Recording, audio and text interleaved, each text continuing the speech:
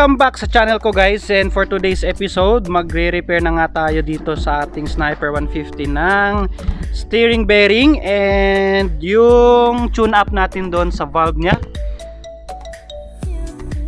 Ayan guys, so ngayon nga magkakandak tayo ng maintenance. Bale, tutorial na din kung paano tayo gagawa ng tune up, no? Especially doon sa valve clearance natin kasi medyo maalog-alog na and hindi na maganda yung tunog, tapos delikado na din kung baka matamaan yung piston natin. At yung pangalawa naman, yung sa steering bearing ng Sniper natin, medyo may ano to, medyo maalog na din, so hindi na siya stable pag dinadrive. At pangatlo, itong ating stock na muffler, so ibabalik ko to guys. Yan, pininturahan namin. Ayan, magkakandak din ako ng ano to, short fender, no? Gagawin nating short fender yung ating stock na fender. After that, tingnan natin kung anong oras tayo matatapos. So let's go guys.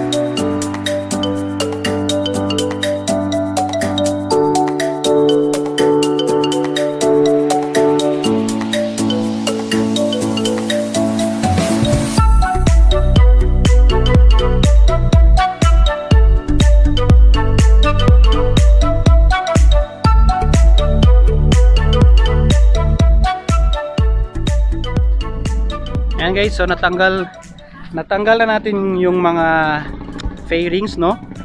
And nakikita nyo, napakalikabok nung loob nya.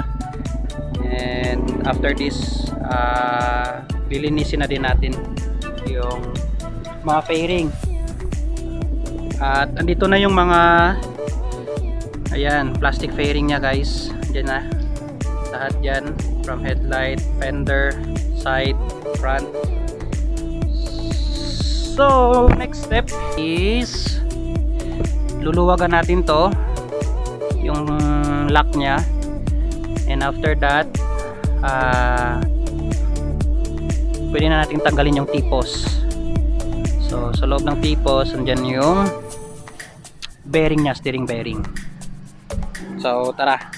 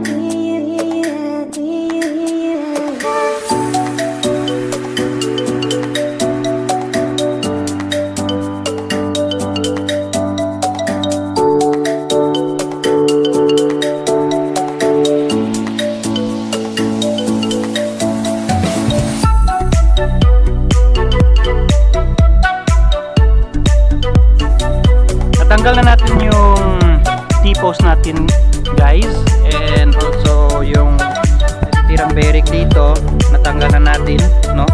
So yung upper tsaka yung lower. ito na ngayon yung old natin na bearing. Yan, kung makikita nyo, yung lower natin is medyo may mga rust siya. Yan, yan, mapapansin nyo guys. Yung upper naman parang medyo okay naman siya, hindi masyadong nakuan. So after that, ito naman yung tatanggalin natin ngayon. So tara. May napansin ako dito sa lower part ng T-post ko. Yan, may mga ano to? Mga residue ng metal. So ewan ko kung sa lower case niya or dito sa bearing mismo may natanggal na buwan. At yun, ito makikita nyo. Ayan guys.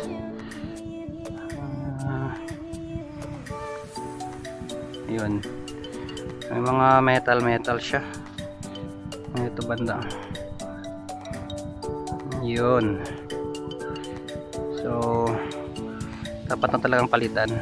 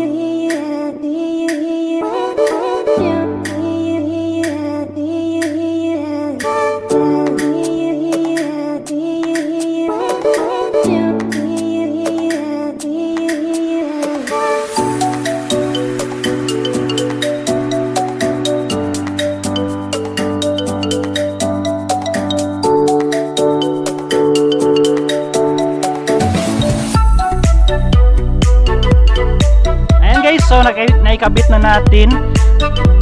natin guys yung bearing sa ating Sniper 150. And yun na nga, yung kanina nakita nyo na minamartilyo pa namin dito sa ilalim.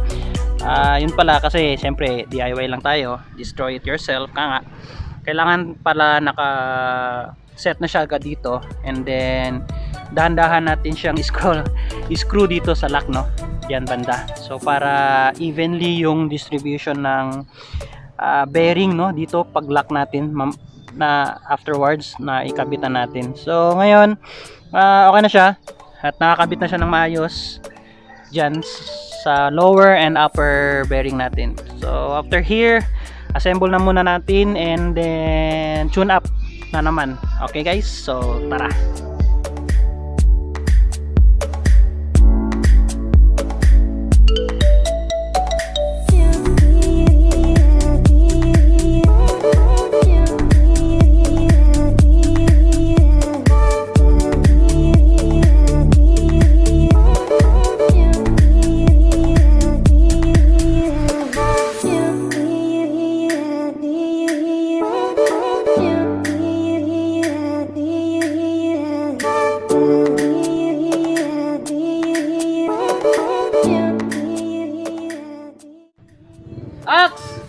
As you can see guys, na-align na siya. yung alignment natin dito, yung ito saka dun sa taas, and may mark na nakalabas dito. Yun.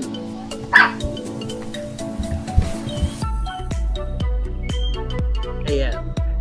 So meaning to say guys, ang ating piston ngayon is naka top dead center na siya. So mas madali na nating ma-tune yung ating valve clearance. And let's see, tanggalin na natin ito and makikita na natin yung camshaft.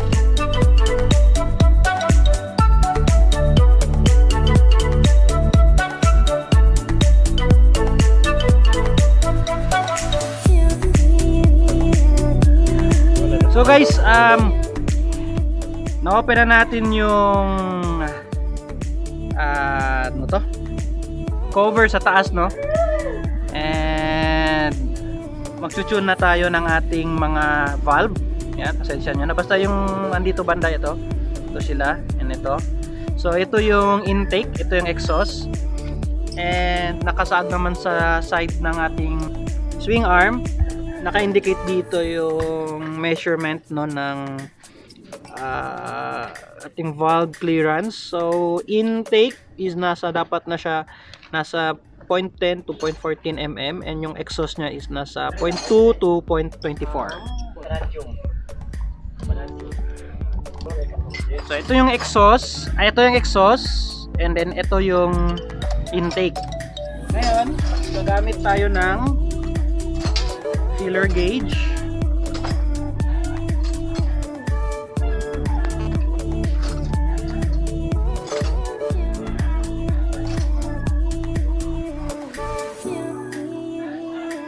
.10,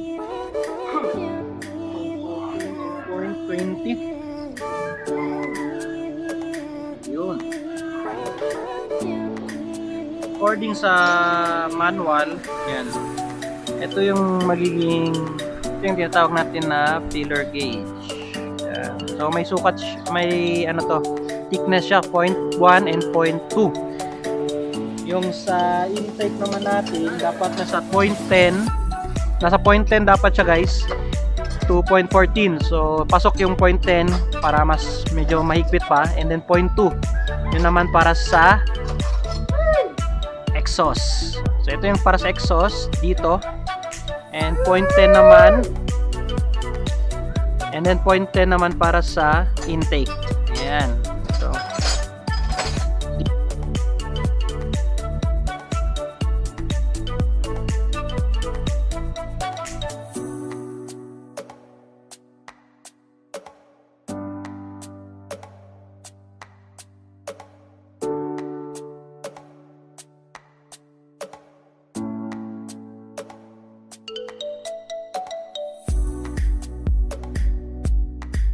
at ayan na nga guys, tapos na tayo sa ating modification and tune up sa ating Sniper 150. At kung makikita nyo guys, ito na yung bagong niyang fender sa harap. Ayan, and yung fender na to is yung sa Sniper 150 na 2019 model. Kaya meron siyang bolt dito. Yan, yayamanin bolt. And yung tune up natin sa kanyang valve clearance and also sa T-post. So after ko siyang na tune up dun sa valve clearance niya, ang ganda na ng performance guys after nun. At yung takbo niya parang bago na din ulit, yung first time ko siyang kinuha sa dealer. And ayos yung takbo, yung throttle response niya. At ano pa ba, yung sa T-post naman, wala na siyang masyadong lagutok, and also yung ano pa, yung smooth na yung pag turn ko sa kanya sa manibela. So after nun, ayan yung short fender natin na modification. So kagaya lang ng mga ibang short fender, pero may nakita ko sa YouTube guys na may bracket dito na yung na to result. And yan, start muna natin guys. Yan. So napansin ko din guys, yung after ko siyang ma-tune up, nag-lesser yung ingay niya dito sa engine, no? Likewise nung mga naririnig sa ibang mga naka-Sniper 150 na parang helicopter. Try nyo din yun guys, na i-tune up yung yung valve clearance nyo, baka yun din yung isa sa mga cause ng cause ng maingay sa engine na parang helicopter. So ayan, kung maririnig nyo guys yung engine.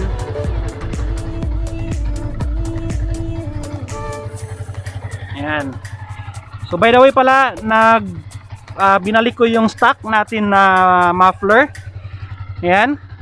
Kasi yung modified na open pipe ko kasi oo nga, maganda yung performance, maingay, tapos nakaka-addict siyang mag-drive no during biyahe ko papuntang office. Pero yung napapansin ko sa kanya guys, isa yung napansin ko yung during change oil ko sa engine, mas naaamoy ko yung fuel. So baka yung cause nun is hindi niya masyadong na-calculate yung fuel buga ng fuel sa engine. Baka may nagmi-mix, ewan ko lang kung yun lang yung napansin ko guys. So medyo mabaho yung engine niya, engine oil, medyo more on nasa fuel side na baho. So binalik ko muna yung stock kasi wala kasing nagtutune dito sa Zamboanga ng engine. So dapat kasi daw pag nag open pipe tayo tapos naka FI yung ating motorsiklo, dapat may tuning ng ating engine at saka sa FI, tsaka yung sa computer kumbaga. So dapat may marunong mag-tune. At isa din pala yun, yung note ko is yung backfire ng pipe natin, yung naka-open pipe ako. So binalik ko muna siya sa stock hanggat wala pang nagmamukhan dito, nag-tune up. So yan muna yung tunog niya ngayon. Okay na siya, yung okay na yung kanya. So dito muna yung setup ko. Yung mga nagtatanong pala, ito na yung sprocket ko din. Yan. So 14, 44, 428 yung size niya, pinalaki ko from 42 kasi yung gulong natin is nasa 140/70. Ayan, 140/70 na Diablo Rosso. So medyo mabigat siya kung nakastock pa rin tayo. Ayan, so performance wise maganda na, tsaka yung overtake, yung torque mo malakas so far. So yun muna guys, update ko lang kayo sa bagong video ko na lalabas, and hopefully magkakaroon na tayo ng motovlog no sa daan. And also after this, B-roll muna tayo sa ating bagong tsura ni Aichi and yung sa kanya, sa forma niya ngayon. So tara.